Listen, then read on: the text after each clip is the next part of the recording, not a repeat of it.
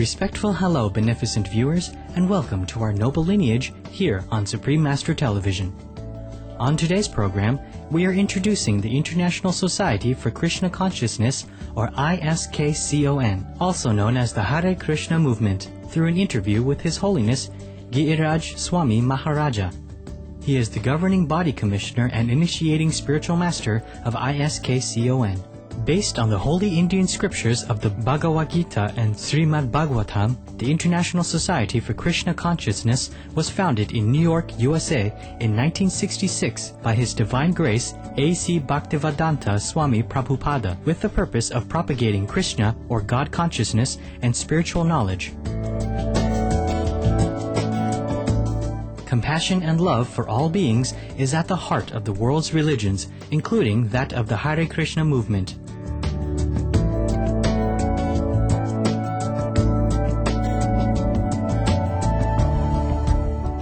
The Buddha himself appeared in India to preach nonviolence, or Ahimsa, to stop the slaughter of innocent creatures, because unless we do so, we cannot make spiritual advancement. When our spiritual master, His Divine Grace A.C. Bhaktivedanta Swami Prabhupada, first came to America from India at the age of 70 in 1965, he spent a lot of time speaking to the people who came to him about being vegetarian, because he knew unless they became vegetarian, unless they stopped killing animals and eating meat, they couldn't really make much spiritual progress.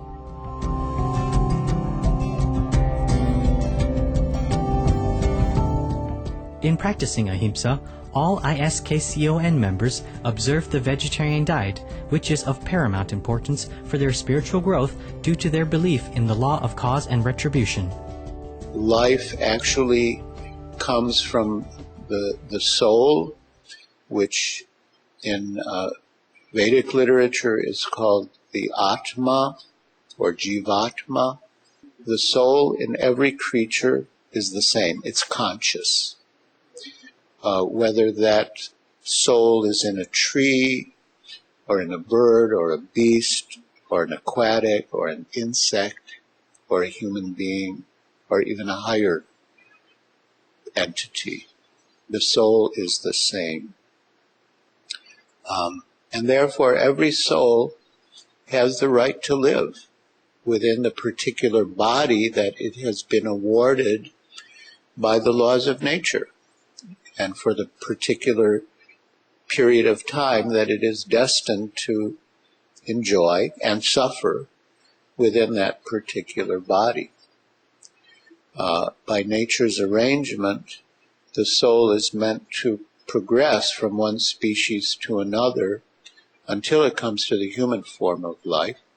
And then in the human form of life, it is meant to achieve spiritual perfection and gain release from the cycle of birth and death, from the miseries of material existence, from samsara.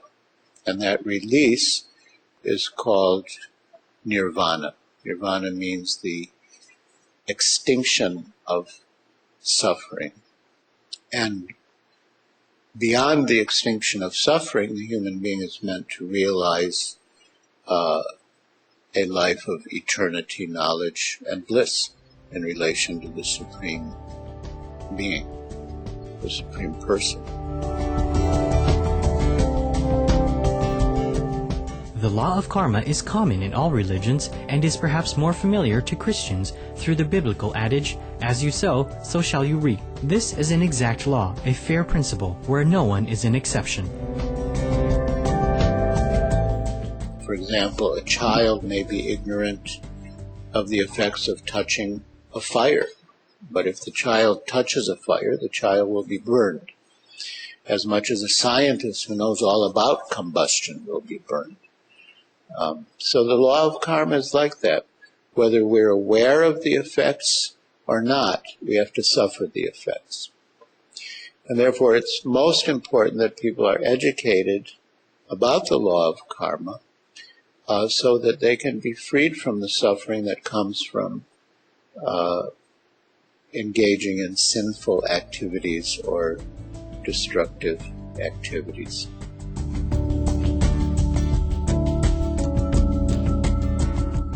Hare Krishnas believe that if the life of another being is taken for whatever reason and its soul progression is interrupted, this act is going against nature and the laws of God.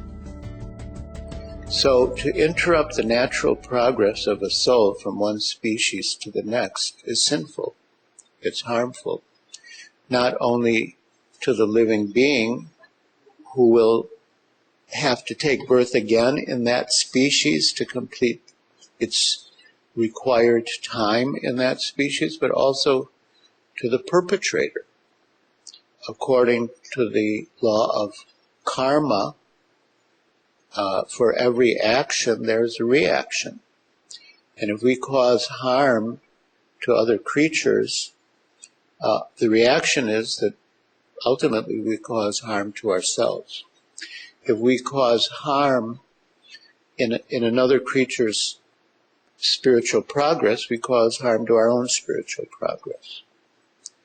And on the other hand, if we assist another creature in its spiritual progress, we benefit ourselves in our own spiritual progress.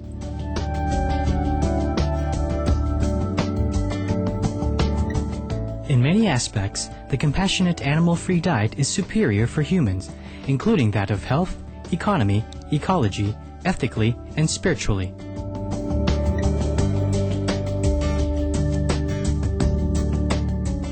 If we analyze the anatomical structure of the human being is really designed to eat vegetarian food. The teeth, other than a small concession of canine teeth, but the teeth of a human being are flat. They're meant for chewing vegetables. The digestive system of the human being, the intestines, are meant for digesting vegetarian food. The intestines of carnivorous creatures is different. So our bodies are meant for a vegetarian diet.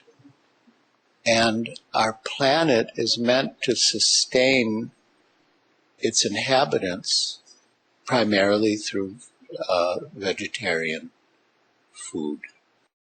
Economically, if we use the land to produce vegetarian food, we can feed many more people than if we use the land to provide feed for animals and then eat the animals. So from every point of view, it is nature's arrangement that we as human beings should eat a vegetarian diet and that we should live on the planet with a vegetarian diet.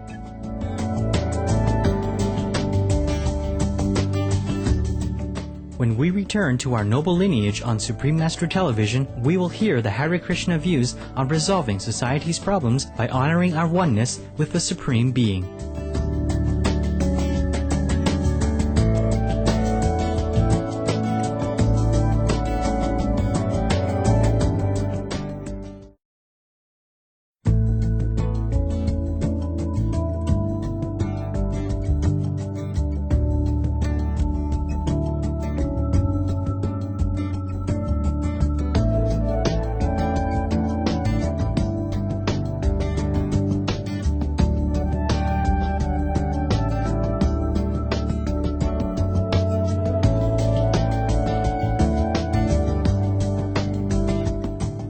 Welcome back to our noble lineage on Supreme Master Television.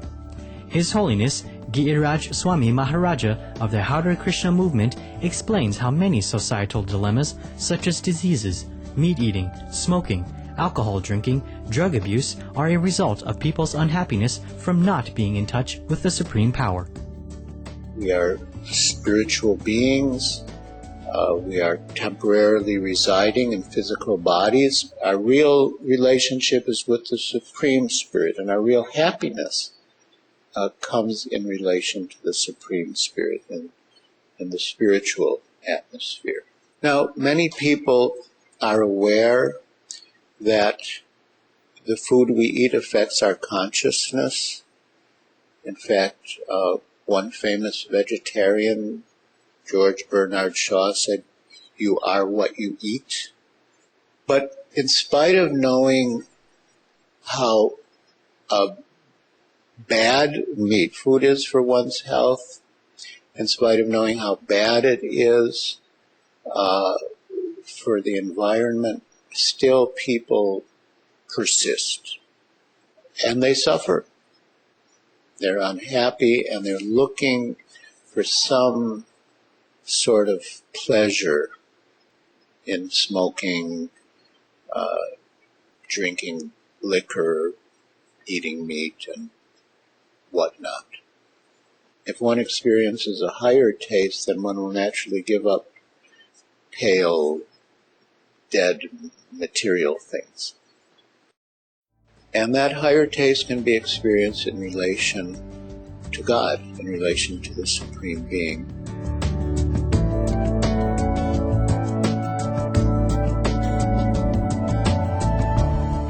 Only through God realization will our souls be content and no longer rely on such detrimental substitutes.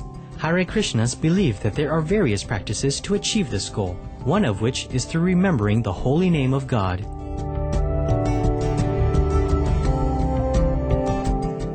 In practically every tradition, the scriptures recommend chanting the name of God, singing the name of God, repeating the name of God. There's statements in the Old Testament, in the New Testament, in the Quran, and in the teachings of Buddhism, and of course in the Vedic literature.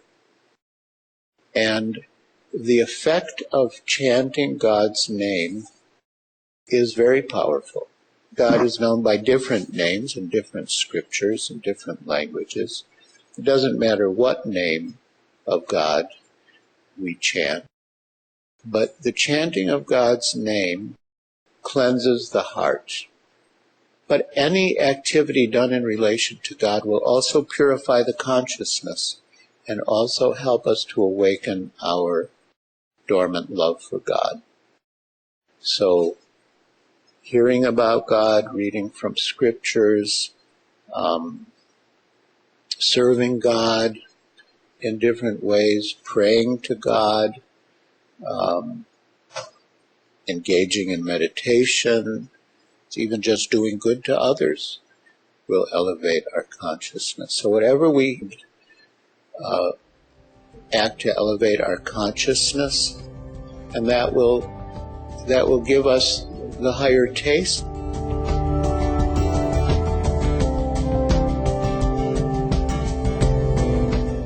For over the past 20 years, Supreme Master Ching Hai has advocated the plant-based diet and an intoxicant-free lifestyle for our spiritual well-being, to exemplify compassion towards all sentient beings and for the sustainability of our shared planetary home.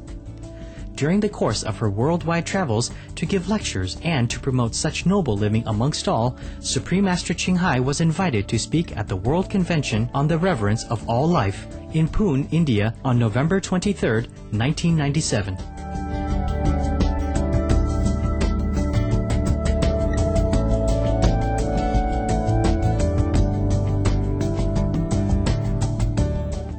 We all have God inside. We are God, even stone and all that. As God, we want to represent the highest, the noblest idea of divinity. And that's why we choose to live righteously.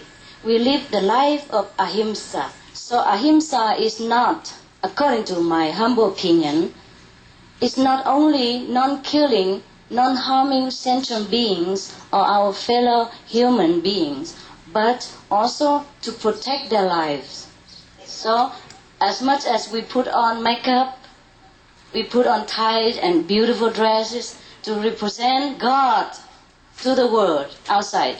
We must also put makeup, beautiful dress of purity, godliness, and holy love inside, so that we can represent the true God within us.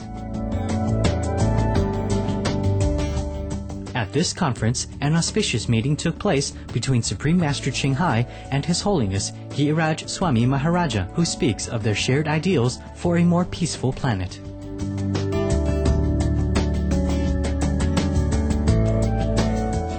I myself had the good fortune to attend a conference with the Supreme Master in Pune, in India, and the subject was reverence for all life.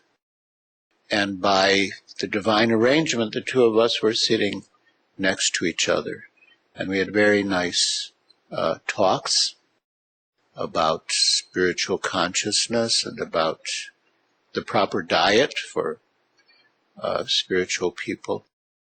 She's a very warm-hearted and generous person. It was a pleasure to meet her and speak with her and work with her towards this common goal of reverence for all life.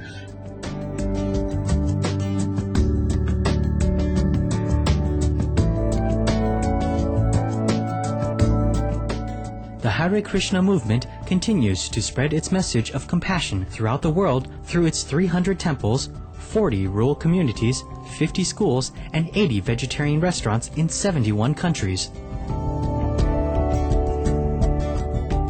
I sincerely hope that we can all join together in this noble, virtuous mission of stopping the killing of innocent animals, eating a proper diet that's suitable for a human being, especially one on a progressive path, and restore the natural order on the planet and in the universe. So it's a great mission.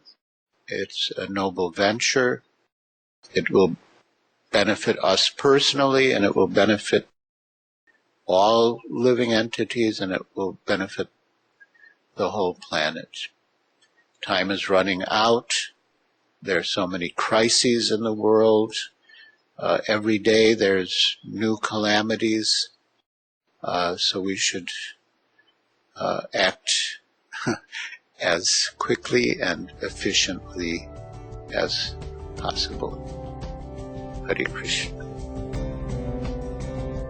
We are grateful to His Holiness Giriraj Swami Maharaja for his dedicated efforts in promoting the noble ideals of the Hare Krishnas.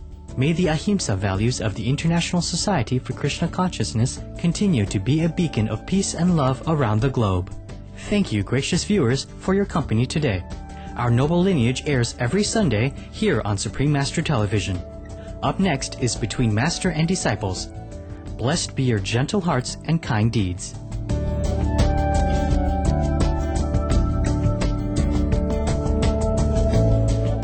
For more details, please visit www.suprememastertv.com/NL